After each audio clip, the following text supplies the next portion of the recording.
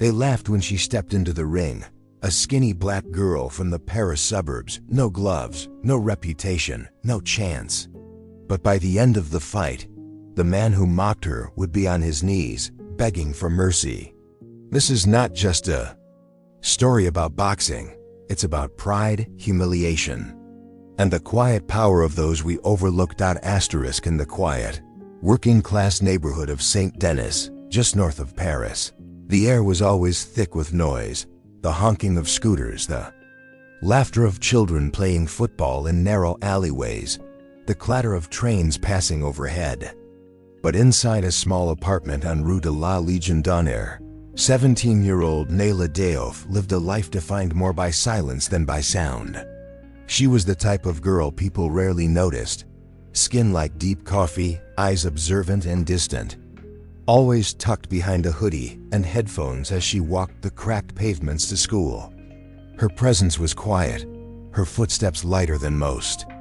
But her silence hid a storm. Nayla lived with her grandmother, Mina Satou, a retired housekeeper from Senegal, who raised her with discipline, love, and a secret that Nayla herself tried to bury after her father's sudden death 5 years ago. He had been a boxer, once revered in the underground fight circuits of Paris's immigrant neighborhoods. A man who taught his daughter the weight of her fists, the value of restraint, and the price of pride. When he died from a heart attack during training, Nayla hung up her gloves for good. Or so she thought. Her schoolmates at Lycée Paul Éluard barely knew she existed. She wasn't the loud girl, or the stylish girl, or the rebel. She was the quiet one, the one who never posted selfies, never joined drama, never raised her voice. And in the harsh microcosm of teenage social hierarchy that made her invisible. But Nayla didn't mind. She had her books, her sketches, her night runs along the canal where she could feel her feet pounding against the cobblestones like a memory refusing to die. Then there was Amir, the lion LaRoche. He was everything Nayla wasn't, loud, adored, and impossible to ignore. A professional boxer barely in his 20s, Amir was a golden boy of the French boxing scene. He was of Algerian descent, muscled like a statue, his jawline as sharp as his arrogance. Known for trash talk and viral antics, Amir had built a brand out of bravado. His Instagram was filled with slow-motion knockout clips, shirtless mirror selfies, and short clips where he challenged random strangers on the street to throw a punch for money. Most failed miserably, some ended up crying. All of it was caught on camera and blasted to his 2.7 million followers. He wasn't just a boxer, he was entertainment. And in that entertainment, he found his cruelest joy. Humiliation. It was during the first week of April when Nayla and Amir's worlds collided. She was walking home from school, her backpack slung low, passing through Parc de la Légion, a shortcut she always took after class. The small public square had become Amir's latest filming spot. A ring had been set up, not an actual boxing ring, but a symbolic one made of chalk and 4 orange cones. A crowd had gathered, phones out, laughter in the air. Who's next? Amir shouted, shirtless under his bomber jacket, sweat glistening on his skin. 1,000 euros if you can land a hit on me. Only rule, no gloves, just courage. Nayla kept walking. She didn't even look up. But fate, or something darker, intervened. Hey, toy labas, one of Amir's friends called out. The girl with the sad eyes. Come on, have some fun. Nayla froze, fingers tightening around the strap of her bag. Let her be, someone muttered from the crowd. She's just a kid, said another. But Amir was already walking toward her, grinning like a wolf. You scared? He said loudly, making sure the camera caught it all. You look like you've got fight in you, or maybe you just like to run. She turned slowly. Her hood slipped back, revealing her braided hair and quiet fury. I don't fight clowns, she said, her voice low, calm, dangerous. The crowd erupted in a chorus of "oh" and laughter. Amir stepped closer, amused. One punch. That's all, just try. I won't even hit back. Nayla glanced around. People were filming. Eyes were watching. She could feel her father's voice echoing in her head. Never let pride provoke you, but never let disrespect define you. She dropped her backpack and stepped into the ring. There was no ceremony, no introductions. Just chalk lines, mocking stares, and the weight of everyone's expectations crushing her shoulders. She looked like a lamb walking to slaughter. Amir smiled for the camera, flexed his arms, and taunted her by dancing in place. But Nayla's eyes didn't flinch. Her breath was steady. Her stance shifted. She didn't know it yet, but the world was about to watch her become something else, not just a fighter, but a symbol. And Amir LaRoche, the man who thought he was untouchable, was about to learn a lesson he would never forget. The air grew still, the laughter fading into a hush that blanketed the small crowd.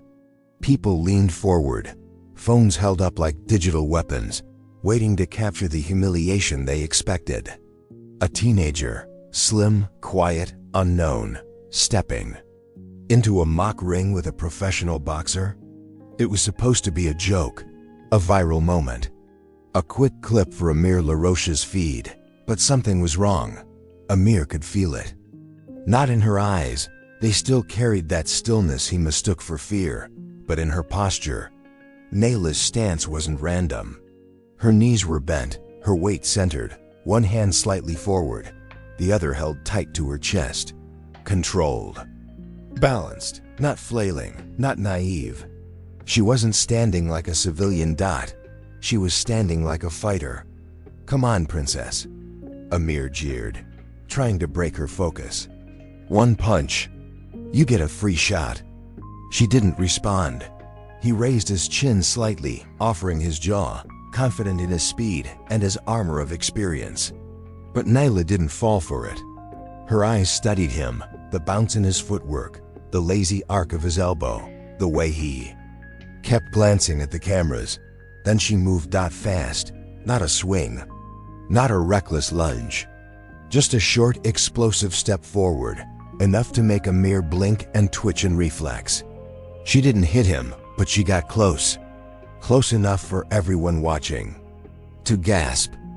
She had feinted him, clean, sharp. Amir stepped back and chuckled, hiding his surprise behind a smirk.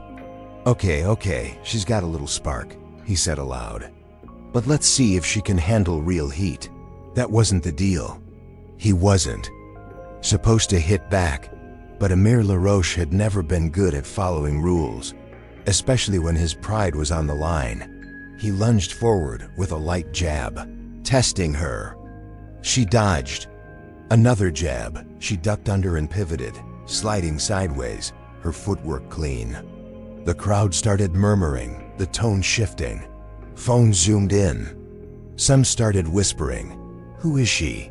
Wait, did she train somewhere?" "She moved like she's done this before," Amir scowled. This was not the footage he wanted. He picked up speed, throwing a left hook, not full force, but enough to make most amateurs stumble. Nayla didn't. She stepped into it, blocked it with her forearm, and countered with a sharp elbow flick toward his ribs, not hitting, just letting him feel how close she could have landed it. The crowd exploded. This wasn't a fluke. It was a fight, somewhere in the back. A local streamer named Jewel Ben Salem, known for capturing street performances and social experiments, started live streaming it. Within minutes, thousands were watching. Then tens of thousands. And Nayla? She wasn't even thinking about the cameras anymore. She was hearing her father again, the rhythm of his breath during their late night sparring sessions in the concrete parking lot beneath their building. The smell of his sweat, the sharp sound of his gloves tapping hers, and his voice always in her ear. "It's not about anger, Mafia. It's about control. Anyone can punch. Not everyone can choose when." She circled Amir now, calm as shadow. He was sweating more than he should have been. His punches were wider, his breathing louder. He wasn't in control anymore. He was reacting, trying to make her look bad, trying to prove dominance. But the crowd was no longer with him. They weren't cheering for the champion. They were watching her. Then in one moment, everything tilted. Amir stepped in hard, too hard. His punch grazed her shoulder, spinning her slightly, and the crowd gasped as she stumbled toward the edge of the chalk ring. She caught herself, regained balance, but her hoodie tore at the shoulder, revealing part of an old scar, deep and faded, the kind earned in gritty gins, not accidents. And something in her cracked open. She turned, fast, no smile, no hesitation. A jab, short and fast, landed on Amir's chest, not enough to hurt, but enough to make him stumble backward. Then another. Then she ducked under his swing and tapped his ribs twice, clean and swift, like a drumbeat. He flinched, and she stepped back, raising her hands, not to attack, but to end it. The crowd roared. She's schooling him. Yo. She's playing with him now. This is better than a real match. Amir's face twisted with rage. His pride was bleeding faster than his nose would have if she'd gone full force. And that's when he lost control. He swung, wide, hard, reckless. Naila ducked, stepped forward, and stopped inches from his face. Her fist hovered there, still like a threat made real but not executed. And then she whispered, "You wanted a show." It was over. Amir's hands dropped, his shoulders slumped. He turned to the camera with a forced laugh, pretending it had all been a game. But the people watching had seen everything, and the internet never forgets. That night, Paris didn't sleep. By midnight, the video had crossed 1 million views. By morning, it was on BFM TV, Twitter X, Instagram Reels, and even covered by boxing blogs from Marseille to New York. The clip, less than 3 minutes long, showed a teenage girl, dressed in a school hoodie, outmaneuvering France's rising boxing star. No blood, no knockout. Just precision, calm, and the quiet humiliation of a man who expected applause, but got exposed instead. The caption said it all. Girl from the Paris suburbs stuns pro boxer in street challenge. He mocked her. She moved like a ghost. He missed, she didn't. The moment Amir Laroche met his match, and she wasn't even trying. By the time the sun lit up the graffiti walls of St. Denis, Naila Diof's life was no longer hers alone. In the small kitchen of their apartment, Mim Aissatou stirred her thé boudienne in silence, the radio playing the same clip of the announcer saying, ... And in an unexpected twist, the unknown teen has become the face of a viral upset, ... Naila sat at the table, staring at her cracked phone screen, scrolling through hundreds of messages, some encouraging, some threatening, and many asking the same question. Who are you? She didn't know how to answer that. Her fingers hovered over the app icons she had barely used. Instagram, TikTok, WhatsApp. Now her inboxes were full. Journalists, agents, trainers, strangers. And beneath all that, one message stood out. You got lucky. Let's run it back, for real this time, in the ring. No running. Amir, she put the phone down, her chest tightening. He wasn't finished. He couldn't afford to be. His entire persona, the invincible, untouchable showman, had taken a public blow. And worse than the punch he didn't receive was the silence he couldn't deny. That frozen moment when her fist hovered inches from his face had become a meme. When she stops your ego like it's a jab to the soul. He wanted a highlight, he got a masterclass. But behind the internet's laughter was a dangerous truth. Amir Laroche wanted revenge, and he would do anything to get it. 3 days later, Naila walked into the dim hallway of Club de Boxe Étoile Rouge, an old underground boxing gym in the 18th arrondissement. The walls were yellowed with sweat and time, plastered with faded posters of forgotten champions and ink-stained photos of men who once dreamed of gold. Tui's revenue, said a deep voice from the far corner. She turned. There he was, Moussa Nagam, her father's best friend, a former welterweight fighter who now trained young men too angry for school and too proud for silence. He had trained Nayla in secret after her father's death, but she had left a year ago after an argument, vowing never to return to the ring. "I didn't come to train," she said, keeping her voice steady. "I came to ask a question." Mousa didn't respond. He simply walked toward the heavy bag and tapped it twice.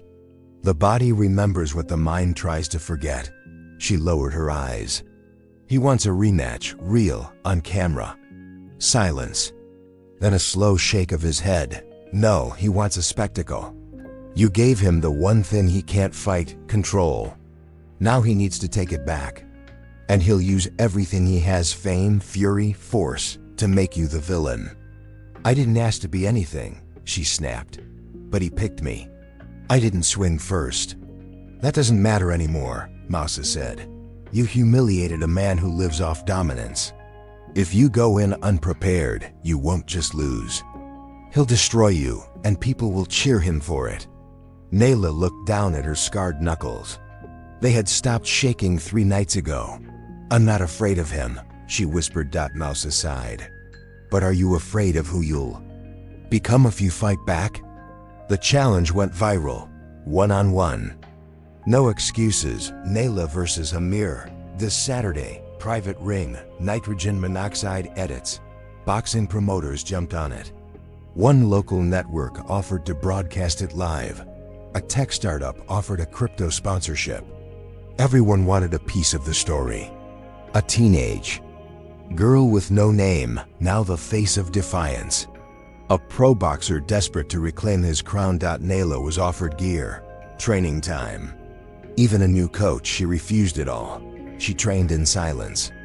At night, alone. Back in the shadowed corners of Club Toile Rouge, under Mousa's reluctant supervision. No interviews, no videos, no tweets.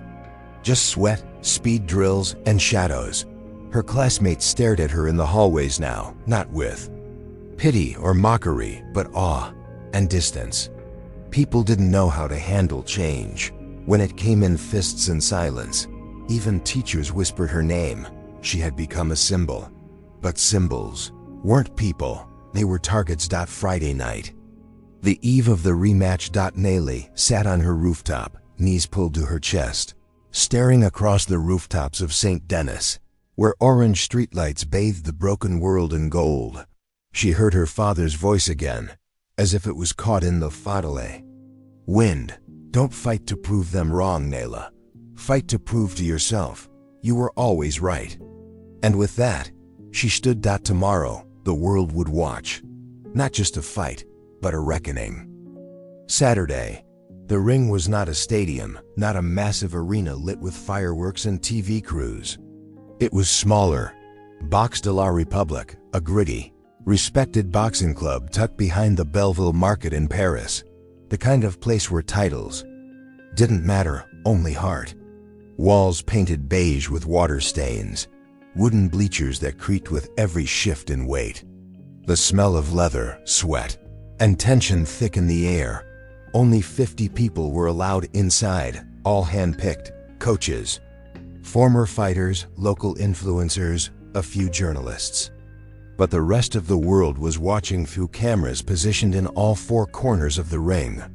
2 million people had tuned into the live stream before the first punch was even thrown. At the center of it all, Nayla Diaz, wearing a simple black sports bra and shorts, her hair braided down her back, face still as stone. No sponsors, no entourage. Just Mousa in her corner, silent, arms crossed. Across from her stood Amir LaRoche, glowing under the lights, muscles tense, jaw clenched. He wore branded shorts, gloves printed with his Instagram handle, and a smirk that didn't quite reach his eyes. He bounced in place, hyping himself up like a man about to reclaim a kingdom. But Nayla wasn't the same girl from the park. The bell rang. The first round was all posturing. Amir came out aggressive, fast jabs, hooks, body feints. But none of it landed clean. Nayla moved like a whisper, not dodging out of fear, but calculating, letting him show his hand. Every punch he threw exposed more of him than he realized. She had studied him, every fight, every careless gesture, every tell. Mouse's voice echoed in her memory. Control. The rhythm, and you control the fight. And Nayla, she had rhythm in her blood. By round 2, the tone shifted. The audience could feel it. Amir's movements were louder, flashier, but they weren't effective. He wanted dominance, not strategy. Nayla gave him nothing. She was quiet, surgical. Her fists became punctuation marks, sharp and precise.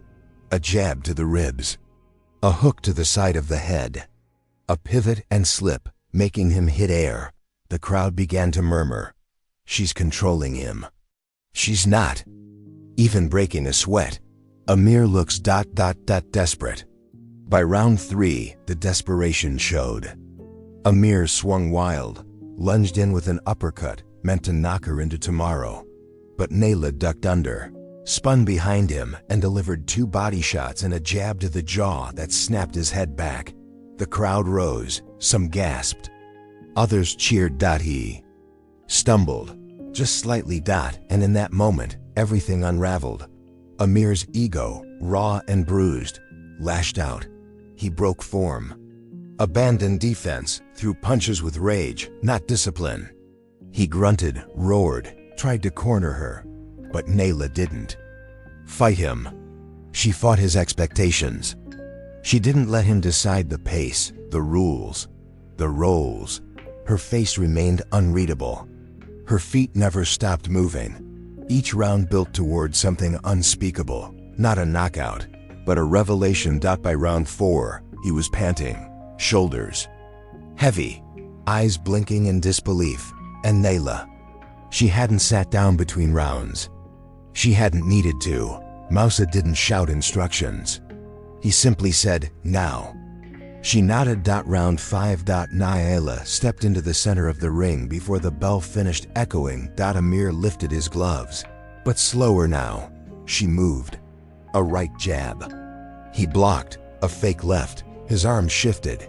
Then she spun, the move her father had taught her, but never let her use. A sweeping pivot. Left foot forward. Torque in the hip. A devastating hook. Clean, full, final. It struck just below his ear. Amir's knees buckled. He fell forward, arms limp, collapsing into her as though surrendering. His pride. The referee pushed them apart. Amir dropped to his knees, dazed, sweat dripping from his chin onto the canvas. He didn't try to get up. The room was silent. Not even the cameras clicked. Then a sound. It wasn't a cheer. It was the thud of thousands watching online, gasping in sync, hearts beating faster than the timer on screen. Nayla didn't gloat. She didn't raise her arms. She simply turned and walked to her corner, sat on the stool, and looked down at her gloves like they were fire. She had finally learned to hold. Mousa whispered, "Your father would be proud." Tears welled in her eyes, not from pain, but from release. For years she had buried who she was, trained in silence, lived in shadow, hid the weight of what she carried because the world told her she didn't look like a fighter.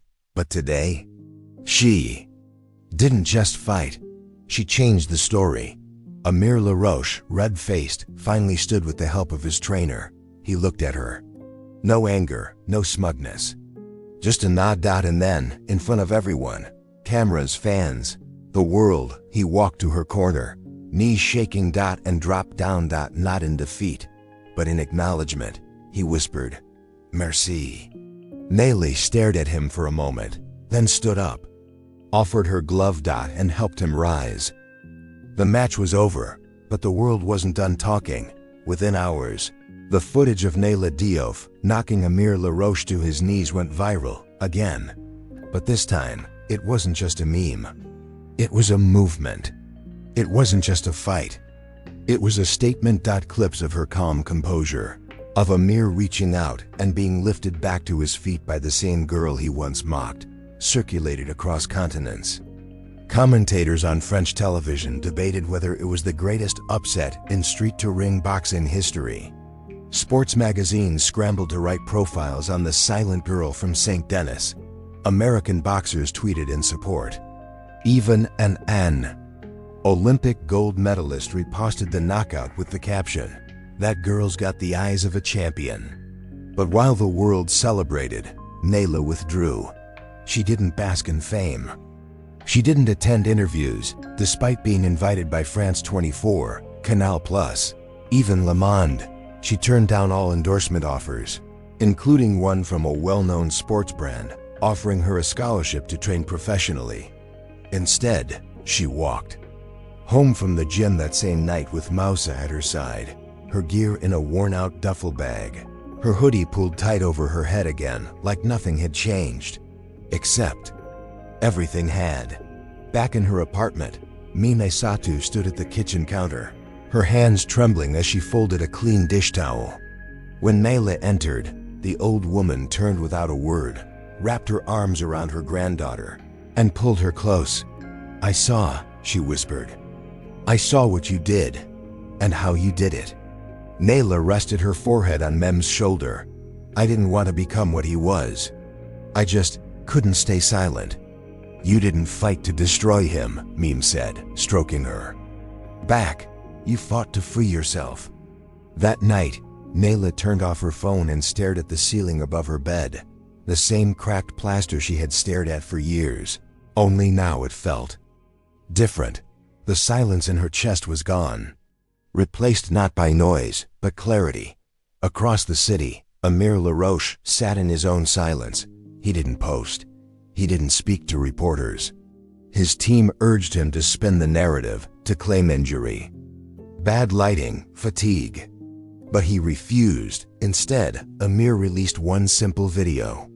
Just him in a dimly lit room, no gloves, no shirt, no pride. "I wanted to win that fight because I thought I had something to prove. But what I learned is, real fighters don't humiliate people. Real fighters don't need cameras to validate their strength. I lost to someone who wasn't trying to be famous. I lost to someone better, and I'm okay with that." He paused. "Look down. Nayla, if you're watching, thank you." The video went viral, but this time, it wasn't a scandal. It was growth. Comments flooded in, many in disbelief, many offering respect. Some mocked him still, but most saw what had shifted. In losing to Nayla, Amir had been forced to become human again. The arrogant veneer cracked, and something real came through. Meanwhile, Nayla returned to her normal routines. She still woke at dawn, still jogged quietly along the canal, her breath fogging in the early morning chill. Kids in the neighborhood waved now. Teens who once ignored her now crossed the street just to say respect. One afternoon, while walking past her old school, a young girl, no older than 10, ran up to her with wide eyes and said, "You're the one who made the boxers sit down, right?" Nayla smiled gently. "No, I'm just someone who didn't walk away." Days passed. The heat of the spotlight cooled. Internet fame faded, as it always does, but the impression remained. In the underground boxing scene, they now whispered her name with reverence. In the suburbs of Paris, she became a quiet legend. And in the heart of St. Denis, she became a symbol, not of violence, not of ego, but of dignity. 6 months later, the fight was a memory. Not forgotten. No, never forgotten, but transformed into a quiet landmark in the lives of those it touched. What had started as humiliation on a livestream had become a story passed from mouth to mouth, from subway platforms to dinner tables, from St. Denis to Senegal. But Nayla never once watched the video again. She didn't need to. Spring bloomed early in Paris that year. Jasmine clung to the wrought iron balconies. The wind carried music from markets, laughter from the narrow streets, the smell of fried dough and old history.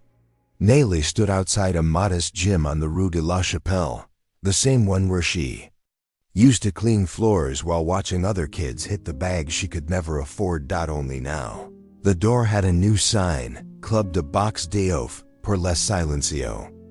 D'Oeuf Boxing Club, for the quiet ones. Inside, the gym buzzed with energy. Kids sparred in borrowed gloves. Girls grinned while skipping rope.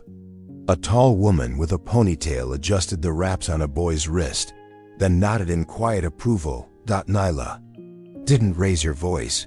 She didn't bark orders. She trained with them. She moved beside them. She showed them how to stand, how to breathe, how to fall, and more importantly, how to rise. One day, after class, a small boy with dark eyes stayed behind. He hovered near her, clutching his bag. "Coach?" Nyla turned, drying her forehead with a towel. "Yeah? Why don't you ever fight anymore?" "I mean, for real, on TV and stuff." She smiled softly. "Because I already won." The boy looked confused. "But you could win more." Nyla crouched beside him, her voice steady. "Winning isn't always about knocking someone down," she said. "Sometimes it's about getting back up without hating who you are." He blinked. Something settled in his chest. "Can I be like you?" She nodded. "You already are." Elsewhere in the city, Amir LaRoche quietly returned to training. No longer under the bright lights. No sponsorships. No fame chasing. Just a man with gloves and shadows, learning discipline. This time for the right reasons. He would never regain his former status, but he didn't want it back. He joined a community outreach program, helping troubled teens find direction through boxing. And once, when asked who had changed his life, he replied without hesitation, "A girl I thought was beneath me. She didn't just teach me how to lose. She taught me how to look in the mirror and not turn away. And what of Mime Satu?